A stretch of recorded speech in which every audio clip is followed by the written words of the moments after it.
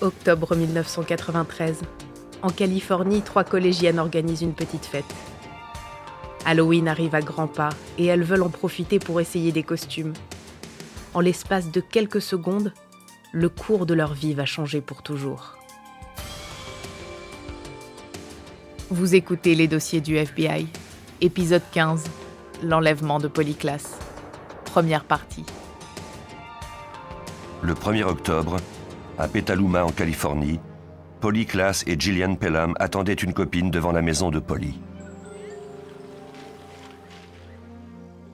Il était environ 20h30 lorsque Kate McLean arriva avec sa mère. Les 3 jeunes filles se promettaient beaucoup de plaisir. C'était un vendredi soir, il y avait des provisions de crème glacée et elles avaient l'intention de rester debout toute la nuit. Ce serait une vraie fête. Personne ne pouvait deviner qu'un danger les guettait. La porte de la chambre de Polly était fermée, mais les jeunes filles étaient très bruyantes. Vers 21h45, Eve Nicole, la mère de Polly, vint jeter un coup d'œil et demanda aux filles de faire moins de bruit. Elle avait une migraine et allait se coucher bientôt.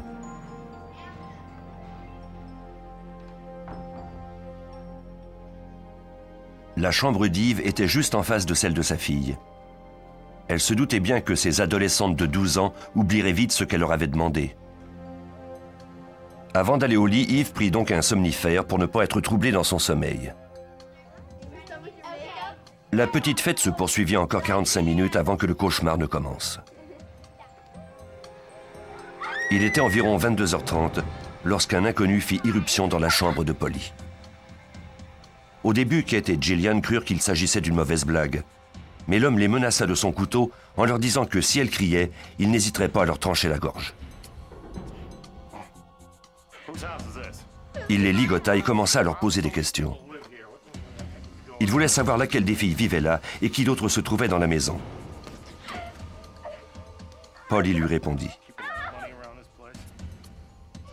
Les jeunes filles étaient terrifiées et pleuraient. L'intrus les assura qu'il ne leur voulait aucun mal, simplement de l'argent.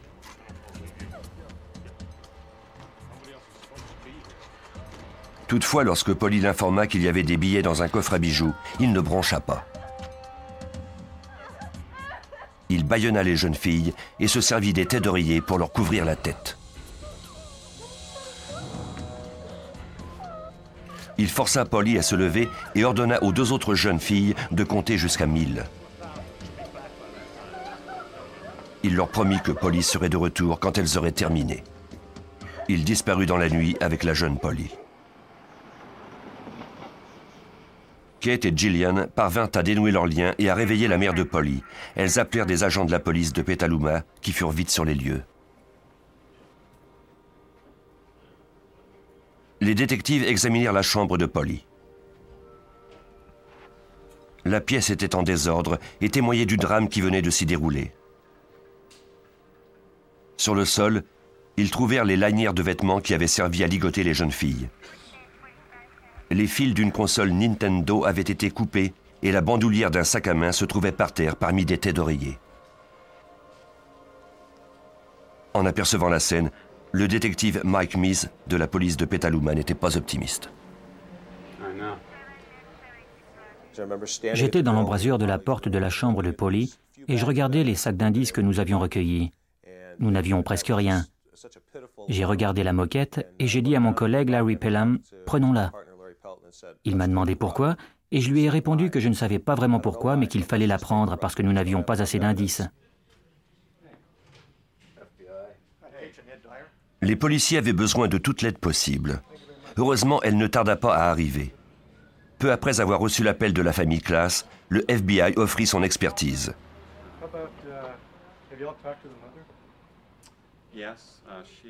Les agents du FBI arrivèrent à la résidence des Klaas vers minuit. Aux États-Unis, les enlèvements sont sous la responsabilité du FBI. Avec 800 cas par année, ces agents ne manquent pas de savoir-faire. L'agent spécial Ed Fryer était familier avec la région et il avait travaillé sur de nombreux cas d'enlèvement. Il fut nommé enquêteur en chef. Dès le départ, Fryer eut l'impression que cette enquête serait différente des autres. C'était évidemment un cas d'enlèvement par un inconnu. Le témoignage des deux fillettes était crédible. Or, les cas de ce genre sont les plus difficiles à résoudre, parce qu'il n'y a aucun lien entre l'auteur du crime et la victime ou sa famille. C'est un crime commis au hasard.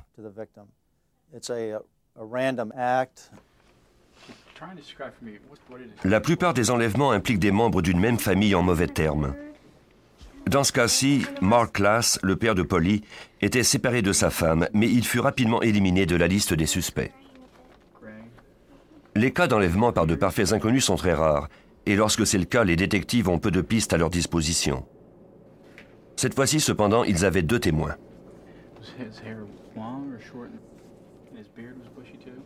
On fit appel à un dessinateur du service de police de San Rafael. Pendant 2 heures, Gillian et Kate décrivirent le visage du ravisseur. Les 2 jeunes filles étaient encore en état de choc, mais elles parvinrent à donner une description valable. Au moins, les autorités avaient maintenant une bonne idée de ce dont le ravisseur avait l'air. À 4 heures du matin, Kate et Gillian furent conduites au poste de police.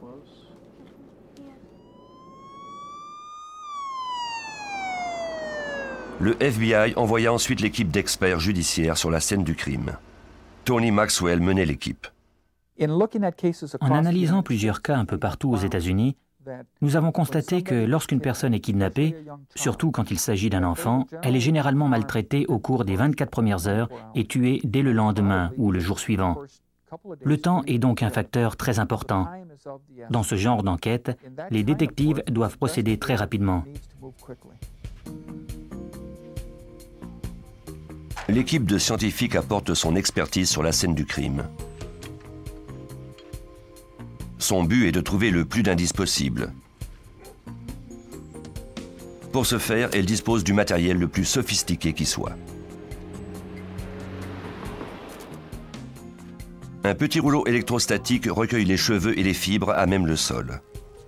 On passe ensuite l'appareil sur une pellicule chargée d'électricité. Les débris adhèrent à la pellicule, qui est ensuite envoyée au laboratoire pour analyse.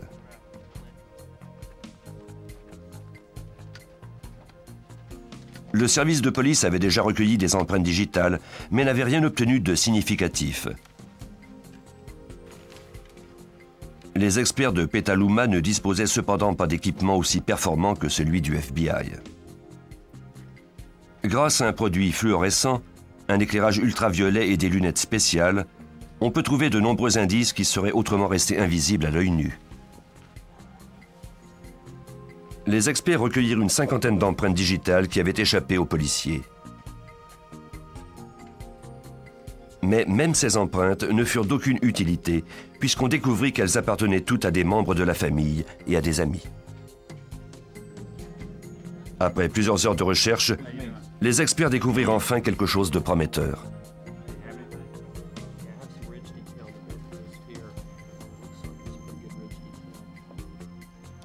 Une empreinte de paume de main inconnue. C'était vraisemblablement le premier indice important. Cette empreinte se trouvait sur un des barreaux du lit. Tony Maxwell, expert judiciaire. Apparemment, le ravisseur s'y était appuyé l'espace d'1 seconde pendant qu'il saisissait un objet. Grâce à l'éclairage ultraviolet et l'application de poudre fluorescente, nous avons pu la trouver, puis la recueillir et l'envoyer au laboratoire.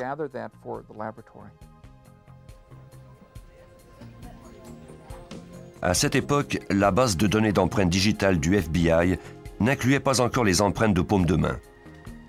On ne pourrait donc pas s'en servir pour découvrir l'identité du ravisseur. On pourrait cependant la comparer lorsqu'on disposerait d'un suspect. L'agent spécial Mark Mershon du FBI nous explique. Souvent, les gens croient que lorsqu'on dispose d'une empreinte, on peut rapidement découvrir l'identité du criminel. Mais la réalité, c'est qu'on doit d'abord trouver un suspect et obtenir ses empreintes pour les comparer à celles dont nous disposons.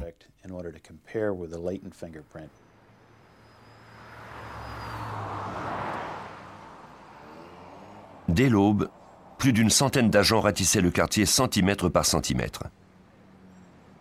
Ils étaient à la recherche du moindre indice qui les mettrait sur la piste de Polly et de son ravisseur.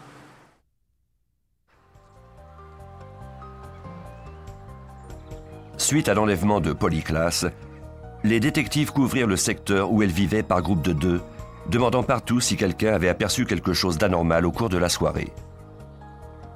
Ses voisins immédiats furent tous interrogés un à un. Plusieurs d'entre eux avaient vu un individu qui correspondait à la description donnée par les jeunes filles. En se rendant au club vidéo le soir de l'enlèvement vers 21h, Thomas George et ses amis avaient remarqué un inconnu debout devant la maison de Polly. Thomas connaissait bien les gens qui vivaient dans le secteur, mais il n'avait jamais vu cet homme auparavant.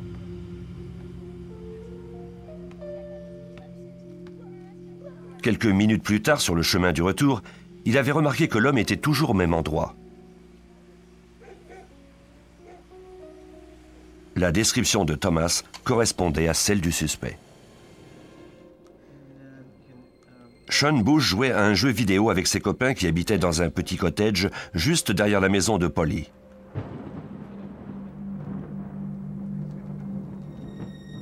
Il était environ 22h30 lorsque Sean avait jeté un coup d'œil par la fenêtre.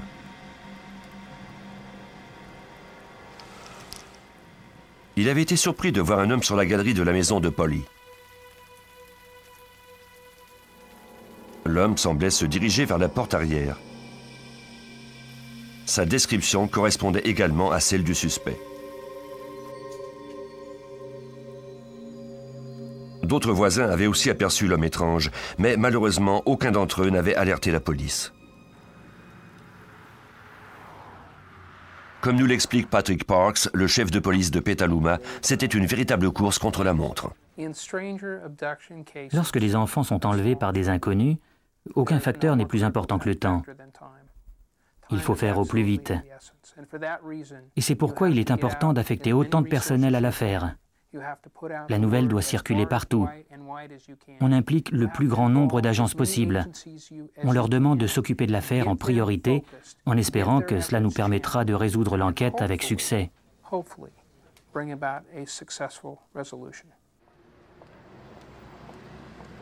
Le lendemain, les recherches pour retrouver Polly Klaas prirent des proportions jusqu'alors inégalées aux États-Unis.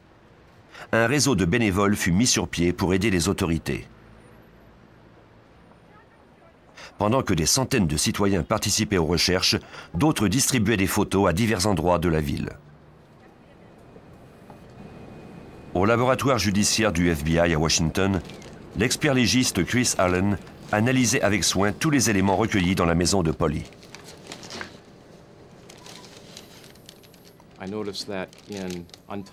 En dénouant les minces bandes de nylon qui avaient servi à ligoter les amis de Polly, j'ai remarqué qu'elles avaient toutes été déchirées. J'ai réussi à les remettre bout à bout, au point de pouvoir établir qu'elles venaient toutes d'une même pièce de tissu, probablement une robe de nuit ou quelque chose du genre.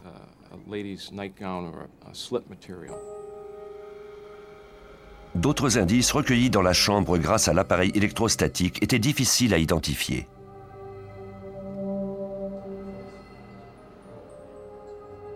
Après un examen exhaustif et maintes comparaisons, Allen en conclut qu'il provenait de la moquette d'une automobile.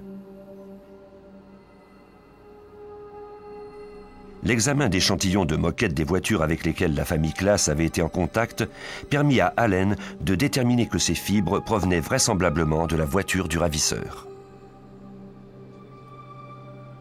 Un autre indice semblait provenir du suspect.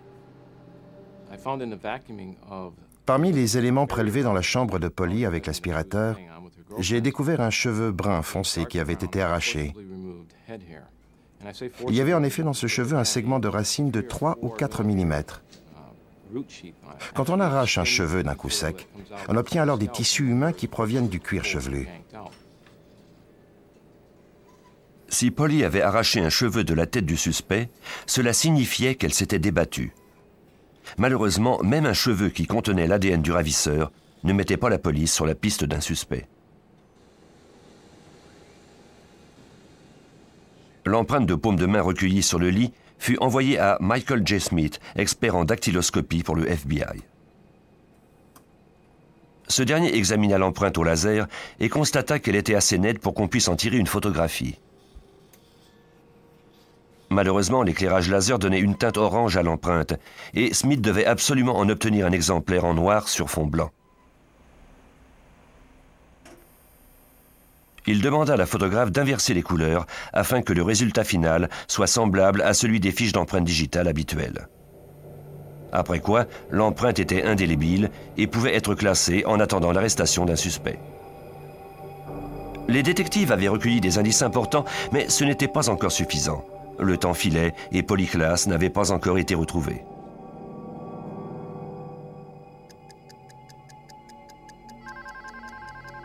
« 48 heures après l'enlèvement de Polly Klaas, son père, Mark, reçut un appel téléphonique.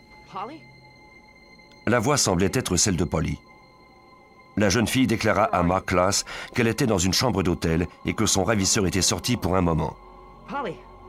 Puis la communication fut interrompue. Il était encore permis d'être optimiste. Malheureusement, l'appel n'avait pas pu être retracé. Il fallait espérer que la jeune fille tenterait à nouveau de communiquer avec son père. La nouvelle de l'enlèvement se propagea rapidement. En seulement 2 jours, 50 000 photos furent distribuées. Les bénévoles mirent sur pied un centre d'opération pour mieux travailler en concertation avec la police et le FBI. Jamais la population ne s'était impliquée de façon aussi importante. Des bénévoles répondaient au téléphone 24 heures par jour pour recueillir la moindre information. Une copie de ces informations était relayée au bureau du FBI et à la police de Petaluma. Rapidement, le centre traita jusqu'à 60 000 appels. De ce nombre, les autorités obtinrent 12 000 pistes.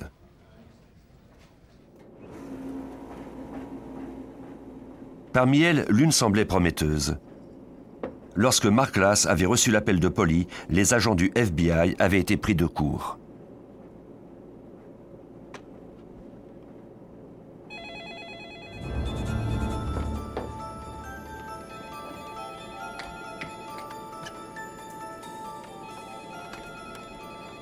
Si la jeune fille téléphonait à nouveau, il serait prêt. La jeune fille appela. Comme la première fois, la voix ressemblait à celle de Polly. Elle dut raccrocher rapidement. Heureusement, elle était restée au bout du fil assez longtemps pour que l'appel soit retracé.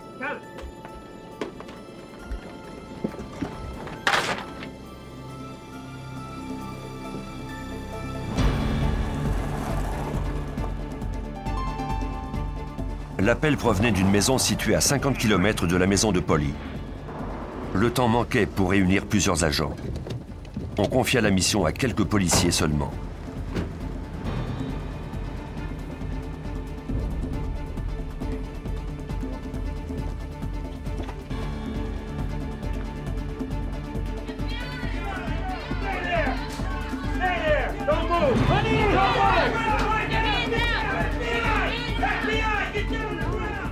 Une fois sur les lieux, ils ne trouvèrent qu'une maison ordinaire.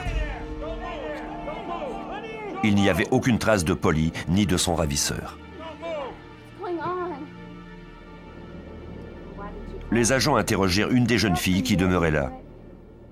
Cette dernière avoua qu'elle était celle qui avait fait les appels.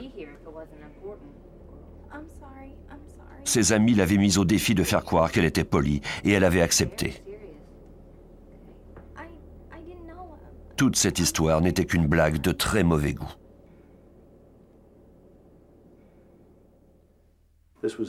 Après une semaine d'enquête, il n'y avait eu qu'un seul signe de vie de Polly.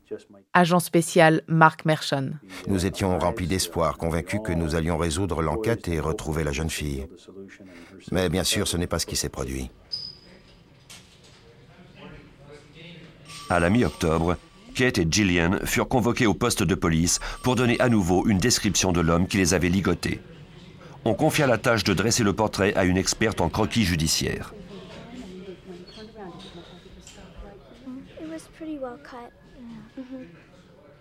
Cette femme était reconnue pour mettre les témoins en confiance et obtenir une description très précise. Les deux jeunes filles étaient plus calmes que le soir de l'enlèvement et donnèrent beaucoup plus d'informations. Cette fois, le portrait était plus réaliste. On en distribua immédiatement de nouvelles copies. Il n'y avait pas une seconde à perdre. On peut classer les cas d'enlèvement par un inconnu en 3 catégories. Une fois sur 3, les enfants sont retrouvés en vie. Une autre fois sur 3, ils sont retrouvés morts. Quant au dernier tiers, nous ne les retrouvons jamais.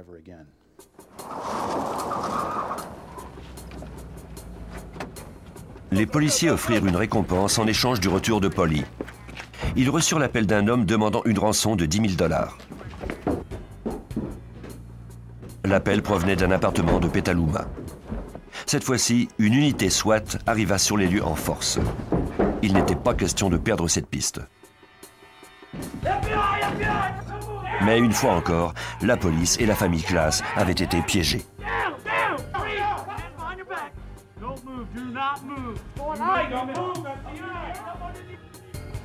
James Heard, 20 ans, fut arrêté pour tentative d'extorsion et pour avoir prétendu être le ravisseur.